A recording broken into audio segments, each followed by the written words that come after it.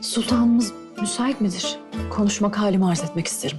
Ne diyeceğim, ne işiteceğim bir söz yoktur. Abi. Devletin kapısını lafı güzafla oyalamasın kimse. Ne zaman dinecek öfken? Ne zaman yüreğinde dinleyeceksin beni? Hiçbir vakit. Abilik mi daha zor yoksa sultanlık mı Orhan Bey? Sultanken ne edeceğimi bilirim. Ağabeylik sana zor. Anam, Ne oldu yavrum? imparator Orhan'da pasportçuyla evlenmesini ister.